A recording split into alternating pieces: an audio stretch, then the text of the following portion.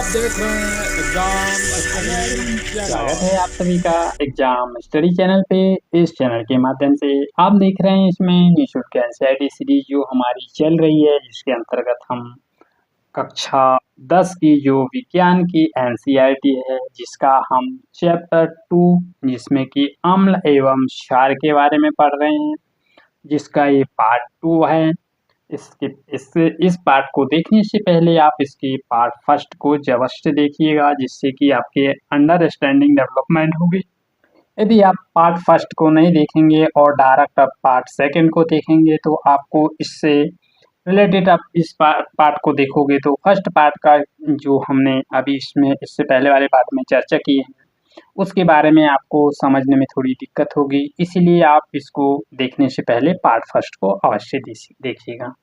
तो फिर देखते हैं हम जो हमारा रह गया था जो इसकी पार्ट फर्स्ट में, तो आज देखेंगे हमें उसके आगे से कि इसमें क्या क्या है, और आप बड़े ध्यान से इसको देखिएगा। और यदि समझ में नहीं आया तो इसे वीडियो को पॉज करके थोड़ी समझने की कोशिश कीजिएगा कि शब्दों को किस तरह से देखते हैं। तो चलिएगा हम देखते हैं। फिर इसमें आप देखेंगे कि विलयन का रंग नील हरित हो जाएगा, मतलब कि जो हमने इससे पहले देखा था कि विलयन का रंग नीला क्यों हो जाता है, तो जिसमें कि कॉपर ऑक्साइड घुल जाता है।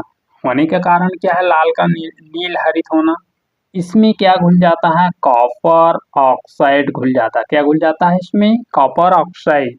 विलयन का नील हरित रंग अभिक्रिया जिसमें कि कॉपर सेकंड क्लोराइड के बनने के कारण होता, मतलब कि जो नील हरित अभिक्रिया बनती है वो कॉपर सेकंड के क्लोराइड के घुलने के कारण बनता है, जो कि धातु ऑक्साइड अम्ल के बीच में होने वाली जो अभिक्रिया हैं उनको किस तरह से हम लिख सकते हैं, मतलब कि जो इसके अंतर्गत होने वाली जो अभिक्रिया हैं उनको किस तरह से लिखा जा सकता है। जैसे कि हम देखें धातु ऑक्साइड प्लस अम्ल लिखें इज इक्वल टू लवण लिखें प्लस इसके बाद जल लिखें, मतलब कि धातु ऑक्साइड प्लस इसमें अम्ल लिखें इज इक्वल टू लवण लिखें यहाँ पे, प्लस फिर इसमें क्या मिला दिया जाए? जल को मिला देते हैं। तो उपरोक्त अभिक्रिया में समीकरण को लिखकर उसे क्या कीजिएगा? संतुलित कीजिएगा। क्षारक अम्ल की अभिक्रिया समान ही धात्विक ऑक्साइड अम्ल के साथ अभिक्रिया करके लवण एवं जल प्रदान करते हैं। और फिर आप इसमें की धात्विक ऑक्साइड को क्षार की ऑक्साइड भी कहते हैं, मतलब कि इस तरह से बनने वाली धात्विक ऑक्साइड को क्षार की ऑक्साइड भी कहते हैं। और फिर देखें 2.1.6 में क्षारक के साथ धात्विक ऑक्साइड की अभिक्रिया, मतलब कि जो क्षारक है उसके साथ किस तरह से धात्विक ऑक्साइड की अभिक्रिया बनती है।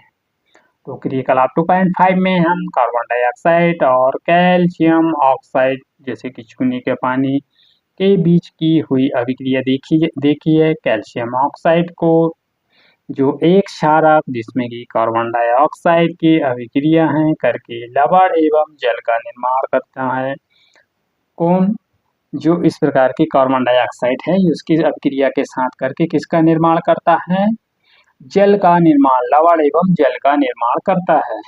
चूंकि क्षारक अम्ल और के बीच चूंकि क्षारक एवं अम्ल के बीच होने वाली अभिक्रिया कैसी होती है? समान होती है। अतः हम निष्कर्ष निकाल सकते हैं कि धात्विक ऑक्साइड अम्लीय प्रकृति में होती है। अब देखें इससे रिलेटेड कुछ क्वेश्चन देख लेते हैं हम। पीतल एवं तांबे के बर्तन में दही एवं खट्टे पदार्थ क्यों नहीं रखे जाते? इसका आप आंसर दीजिएगा। धातु के साथ अम्ल अभिक्रिया होने पर सामान्यतः कौन सी गैस निकलती है? एक उदाहरण देकर समझाइए और जांच आप कैसे करेंगे कि यह गैस ही वही गैस है। धातु ए तनु हाइड्रोक्लोरिक अम्ल के साथ अभिक्रिया करके बुदबुदाहट होती है और उत्पन्न गैस जलती हुई मोमबत्ती को बुझा देती है, मतलब कि जो जलती हुई मोमबत्ती है और जो गैस निकलती है उस गैस से मोमबत्ती को किस तरह से जला देती है। यदि उत्पाद यौगिक में एक कैल्शियम क्लोराइड है तो अभिक्रिया में जो तनु संतुलित क्या है रासायनिक समीकरण लिखिएगा इनका। तो फिर हम देखें इसमें सभी अम्लों एवं क्षारकों में क्या समानता है, जो अम्ल है एवं क्षारकों में क्या समानता है। इसका अनुभाग 2.1 में हमने देखा कि सभी अम्लों समान रासायनिक गुणधर्म होते हैं। गुणधर्मों में समानता क्यों होती है। हमने क्रियाकलाप 2.3 में देखा कि धातु के साथ अभिक्रिया करके सभी हाइड्रोजन गैस उत्पन्न करते हैं। क्यों करते हैं हमसे पता, इसमें पता इस मतलब कि जो इसमें इससे यह भी पता चलता है कि सभी अम्लों में क्या है, इसमें हाइड्रोजन होता है। आइए क्रियाकलाप के माध्यम से हम जांच करें कि क्या हाइड्रोजन युक्त सभी गैसें अम्लीय हैं या अम्लीय होती हैं। क्रियाकलाप 2.8 में देखें, ग्लूकोज है, एल्कोहल है, हाइड्रोक्लोरिक अम्ल है, सल्फ्यूरिक अम्ल है, विलयन को लीजिएगा। एक कार्क में 2 कीनें लगाकर 100 ml बीकर लीजिएगा। इसमें देखेंगे आपकी इसमें विलयन में क्या क्या है।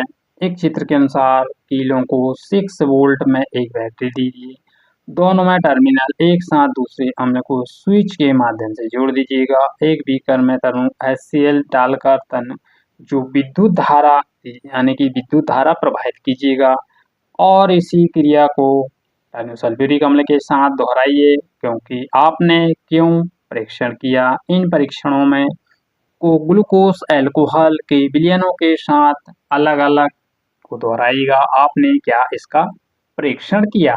बल्ब एवं प्रत्येक स्थिति, तो अब देखें हम इसका फ्लास्क देखें, इसमें क्या लगी, यहाँ पर एक विद्युत धारा लगी, क्या है 6 वोल्ट की बैटरी लगी है, फिर यहाँ पर बल्ब लगा है। यहाँ पर स्विच को ऑन करते हैं। सबसे पहले तो हम एक बीकर लेते हैं, फिर नीचे क्या रबड़ कार्क लगा देते हैं ये वाला, और फिर इसमें तनु सल्फ्यूरिक अम्ल डालते हैं। ये वाला घोल क्या है, तनु सल्फ्यूरिक अम्ल है। इसमें एक कील यहाँ लगी, एक कील यहाँ लगी। इसका करंट किससे, बैटरी से जुड़ा है। इसका करंट किससे जुड़ा, यहाँ धारा प्रवाहित होती है, यहाँ बल्ब से लगा है, यहाँ पर स्विच रहती है जिसको स्विच ऑन करते हैं तो बल्ब जल जाता है। इस तरह से आप यहाँ पर देख सकते हैं। अम्ल की स्थिति को यानी कि जो अम्ल की स्थिति में जब बल्ब जलने लगता है तो जैसा कि आपने दिखाया गया चित्र 2.3 में दिखाया गया। परंतु आप कैसे देखेंगे कि ग्लूकोज में एल्कोहल के विलयन में विद्युत चालन नहीं है और करते हैं अम्ल जो बल्ब है, बल्ब की जलने से यह पता चलता है कि विलयन से विद्युत का प्रवाह हो रहा, मतलब जो विलयन है विलयन से किस तरह से विद्युत का प्रवाह हो रहा है। अम्लीय विलयन विद्युत धारा प्रभावित हो अम्ल में उपस्थिति इन्हीं आयनों के द्वारा होती। कौन से, धनायन और ऋण आयन के द्वारा। किसके द्वारा, धन आयन प्लस ऋण आयन, इनके माध्यम से। ठीक है, फिर इसमें देखें हम इसमें तनु सल्फ्यूरिक अम्ल लीजिएगा और फिर इसके बारे में जैसे कि S प्लस ऋण आयन जैसे कि HCl, Cl, HNO3 में NO3 माइनस CH3COOH में CH3COO माइनस H2SO4 में SO4 होते हैं अम्ल की उपस्थिति में H प्लस, जिसमें कि ज्ञात होता है अम्ल विलयन के जो अम्ल है, अम्ल में विलयन में hydrogen ion H plus AQ उत्पन्न करता है और फिर इसमें के कुछ गुणधर्म भी अम्लीय, इसके कुछ गुणधर्म कैसे होते हैं, अम्लीय होते हैं। और फिर सोडियम हाइड्रोक्साइड और फिर कैल्शियम हाइड्रोक्साइड, फिर जैसे कि अम्ल क्षारकों का उपयोग करके क्रियाकलाप में दोहराते हैं। फिर इस क्रियाकलाप के परिणामों से आप क्या निकाल सकते हैं, मतलब किससे क्या निष्कर्ष निकलता है इन क्रियाकलापों के माध्यम से। जलीय विलयन अम्ल एवं क्षारक में क्या होता है, मतलब जलीय विलयन है उसमें अम्ल एवं क्षारक से क्या होता है, क्या आप अम्लीय जलीय विलयन के माध्यम से उत्पन्न करते हैं और किस तरह से जांच करेंगे। आप देखेंगे कि फिर क्रियाकलाप 2.9 में दिया गया है कुछ धातु शुष्क परत नली में जिसमें 1 ग्राम, इसमें NaCl लीजिएगा 2.4 के अनुसार इसमें कुछ व्यवस्थित कीजिएगा। परत नली की कुछ मात्रा में तनु सल्फ्यूरिक अम्ल डालेगा। क्या प्रेक्षण के निकास का जो निकास नली है इसमें से कोई गैस बाहर निकल रही है इस प्रकार की उत्सर्जित गैस को सूखे या नम नीले लिटमस के पात्र में जांच कीजिएगा। और फिर किस तरह से आप इस स्थिति में लिटमस पत्र का रंग परिवर्तित होता है। फिर उपयुक्त क्रियाकलाप के आधार पर हम आप निम्न अम्ल के गुणों के बारे में निष्कर्ष निकाल सकते हैं। तनु HCl गैस है, फिर HCl क्या है, इसमें एक में गैस दिया गया, एक में विलयन दिया। अध्यापकों के लिए निर्देश, यदि जलवायु अत्यधिक आर्द्र हो तो गैस शुष्क करने के लिए आपको कैल्शियम क्लोराइड वाले शुष्क नली गैस में प्रवाहित करना पड़ेगा या करना चाहिए। फिर इसमें देखें हम आर्द्र विलयन, जैसे कि इसमें निकास नली कार्क लगा है ये, और फिर ये क्या है, निकास नली यहाँ ड्रॉप्स है, और फिर इसमें क्या परख नली में, परख नली किसकी सहायता से, चिमटा की सहायता से पकड़ते हैं। और फिर इसमें ये है, ये भी परख नली है जिसमें ड्रॉप की सहायता से H2SO4 में भरा, H2SO4 से क्या है, ये भरा हुआ है, और एक परख नली पकड़ने वाली क्या है, चिमटा है, परख नली में सोडियम क्लोराइड रखा है। कौन सी गैसेस में, HCl गैस का निर्माण होता है। तो इस तरह से आप यहाँ पर देख सकते हैं किस तरह से कि इनका प्रयोग स्पष्ट होता है कि जल की उपस्थिति में HCl हाइड्रोजन आयन उत्पन्न होते हैं। जल की अनुपस्थिति में HCl अणुओं के H+ आयन का पृथक नहीं होता, मतलब H+ का आयन इसमें पृथक नहीं होता। HCl + H2O = H3O plus Cl इसमें क्या है, माइनस है, मतलब कि Cl इसमें नेगेटिव चार्ज करता है।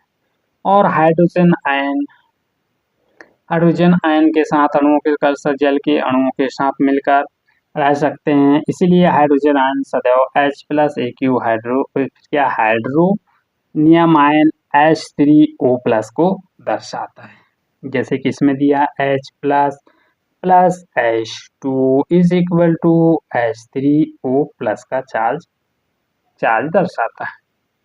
फिर इसमें हमने देखा कि फिर इसमें क्या देख सकते हैं, इसमें हमने देखा कि अम्ल में जल H3 मतलब कि H3O+ का चार्ज दे रहा, फिर H इसमें प्लस का चार्ज दे रहा, Aq आयन आर्द्रता प्रदान करता है, फिर जो क्या करता है, प्रदान करता है। आइए देखें कि किस तरह से क्षारक को जल में घोलने पर क्या होता है। NaOH = H2O, Na एक कोष्टक Aq + OH कोष्टक Aq, KOH S कोष्टक में S पर = H2O के प्लस Aq कोष्टक पैक प्लस OH कोष्टक Aq कोष्टक पैक। फिर मैग्नीशियम Mg कोष्टक OH2 कोष्टक S = H2O। फिर क्या बना यहाँ पर, Mg2+ बना कोष्टक Aq प्लस OH यहाँ माइनस नेगेटिव चार्ज का दर्ज कर रहा है, इसमें नेगेटिव चार्ज दे रहा है। क्षारक अम्ल में ऑक्साइड OH- का आयन उत्पन्न करता है और जल में घुलनशील क्षारक का निर्माण करता है। इस तरह से आप यहाँ पर क्या आप जानते हैं, इसके बारे में देख सकते हैं हम। सभी क्षारक जल में घुलनशील नहीं होते, किंतु जल में कुछ घुलनशील क्षारक भी क्षार होते हैं। इस मतलब कि सभी क्षारक जल में घुलनशील नहीं होते, जल में घुलनशील क्षारक ही क्षार कहते हैं, क्षारक को ही क्षार कहते हैं। इसका स्पर्श साबुन की तरह, स्वाद कैसा होता है, कड़वा होता है, प्राकृतिक संचारक होता है, और फिर कभी छूना या ना चलना, नहीं चलना, क्योंकि हानिकारक होते। सारणी 2.1 में कौन सा क्षारक है, क्या हम जानते हैं, हम या जान चुके हैं कि सभी अम्ल कैसे हैं, H+ आयन देते हैं, और सभी क्षारक कैसे हैं, OH- का उत्पन्न करते हैं।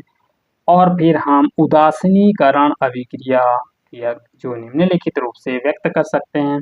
अम्ल प्लस क्षार = लवण प्लस H, मतलब कि जल X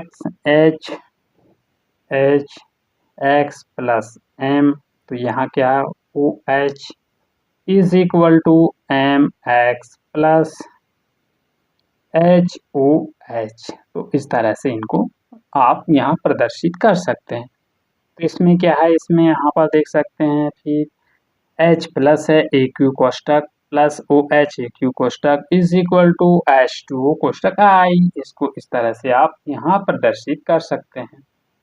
तो अब देखें हम इसमें क्रियाकलाप 2.10। एक बीकर में 10 ml जल लीजिएगा। हमें कुछ बूंदे शांत सल्फ्यूरिक अम्ल H2SO4 की डालकर बीकर को धीरे धीरे घुमाइएगा और फिर इसमें एक बीकर के आधार पर स्पष्ट कीजिएगा क्या आप तापमान में कोई परिवर्तन आया। इस प्रक्रिया को ऊष्माक्षेपी या अथवा अक्षेपी अवशोषी ऊष्मा शोषी उपयुक्त क्रियाकलाप में सोडियम हाइड्रोक्साइड के साथ दोहराया जा सकता है। तो इस तरह से आप यहाँ पर देख सकते हैं। तो फिर देखिएगा आगे हम थोड़ा सा बचा और जल में अम्ल क्षारक घुलने की प्रक्रिया ऊष्मा से होती है तथा जल में शांत सल्फ्यूरिक अम्ल या सल्फ्यूरिक अम्ल भी मिलाते समय सल्फ्यूरिक अम्ल को इस तरह से हम सावधानी से रखनी चाहिए क्योंकि यह धीरे धीरे अपने साथ हिलाते हुए हिलाना चाहिए यानी मिलाना चाहिए और फिर इसमें अम्ल की साथ जल में इसमें उत्पन्न ऊष्माक्षेपी के कारण ही इसका मिश्रण अवस्थित हो जाता है जिसके कारण की उपयोग किया जा रहा है और पात्र को ही टूट जाता है जिससे क्या होता है उसका पात्र टूट सकता है। शांत सल्फ्यूरिक अम्ल कैन यानी डिब्बा सोडियम हाइड्रोक्साइड की बोतल को यानी कि चेतावनी के साथ चिन्ह में प्रदर्शित कीजिएगा। यहाँ पर देखते हैं हम जल में अम्ल क्षारक मिलाने के साथ आयन की सांद्रता H2O प्लस OH माइनस के प्रति इकाई के आयतन में कमी हो जाती है। तनुकरण भी कहते हैं। इसे क्या कहते हैं, इस अभिक्रिया को तनुकरण अम्ल या क्षारक तनुकरण कहते हैं। अब इसमें हम कुछ प्रश्न देख लें। HCl HNO3 यदि जलीय विलयन के अम्लीय अभिलक्षण क्यों प्रदर्शित करते हैं जबकि एथेनॉल एवं ग्लूकोज के जैसे यौगिक के मिलाने पर अम्लीयता के लक्षण को प्रदर्शित नहीं होते। इसका आंसर दीजिएगा। अम्ल एवं जलीय विलयन को क्यों विद्युत का चलना करता है, मतलब इसका चालन करता है। शुष्क हाइड्रोक्लोरिक गैस शुष्क लिटमस पात्र रंग क्यों नहीं बदलते। अम्ल एवं तनु करते समय क्यों अनुशासित करते हैं। अम्ल के प्रदर्शित को मिलाना चाहिए ना कि जल को, ना कि अम्ल को, सॉरी जल को अम्ल में, ना कि अम्ल को जल में। अम्ल विलयन को तनु विलयन करते हैं। हाइड्रोनियम आयन H3O प्लस की सांद्रता को प्रभावित करते हैं। और आइए जब सोडियम हाइड्रोक्साइड विलयन इसमें अत्यधिक क्षारक मिलाते हैं हाइड्रोक्साइड आयन को OH माइनस को सांद्र कैसे करते हैं। इसमें देखिएगा अम्ल एवं क्षारक के विलयन कितने प्रबल हैं। हम जानते हैं कि अम्ल एवं क्षारक सूचकों का उपयोग करके ही अम्ल एवं क्षारक में अंतर प्रदर्शित किया जा सकता है। पिछले अध्याय में हमने H प्लस OH माइनस आयनों के विलयन की सांद्रता कम तनुकरण के बारे में पढ़ा। क्या हम किसी विलयन में उपस्थित आयनों की संख्या को जान सकते हैं। क्या हम ज्ञात कर सकते हैं कि विलयन में अम्ल अथवा क्षार कितना प्रबल है। इसको जानने के लिए हम सर्वाधिक सूचक के अनेक सूचकों का मिश्रण होता है, मतलब इनका सूचकों का क्या होता है, इसमें मिश्रण होता है। क्योंकि उपयोग करते क्या कर सकते हैं कि सर्वाधिक सूचक विलयन में हाइड्रोजन आयन की विभिन्न सांद्रता को विभिन्न रंगों में किस तरह से प्रदर्शित करते हैं। किसी विलयन में उपस्थित हाइड्रोजन आयन की सांद्रता ज्ञात करने के लिए केवल स्केल जाने के लिए एक स्केल विकसित किया गया है। इसे pH स्केल कहते हैं। कौन सी स्केल, pH स्केल कहते हैं। यहाँ पर ऑब्जेक्टिव भी बन सकता है कि जो हाइड्रोजन विलयन के आयन की सांद्रता को ज्ञात करने के लिए कौन सी स्केल का प्रयोग किया गया। इसमें pH स्केल का। pH स्केल सूचक पुषांश जो कि एक कौन सा शब्द है, पुषांश। यहाँ पूछ सकता है कि पुषांश कौन सा शब्द है। यह कौन सा शब्द है, जर्मन का शब्द है। पुषांश कौन सा, जर्मन का शब्द है। इसका अर्थ है कि शक्ति pH केवल pH स्केल में ही समानता शून्य होती है। तो इस तरह से हमने इसको देखा। तो सेशन कैसा लगा? सेशन पसंद आए तो इसे लाइक कीजिएगा, शेयर कीजिएगा और यदि आप चैनल पे नए हो तो चैनल को सब्सक्राइब करने के साथ साथ बेल आइकन बटन को प्रेस कर दीजिएगा, जिससे कि मेरी आने वाली वीडियो की नोटिफिकेशन सबसे पहले आप तक पहुंचेगा। तो मिलते हैं फिर नेक्स्ट वीडियो में। Thank you for all of you. जय हिंद।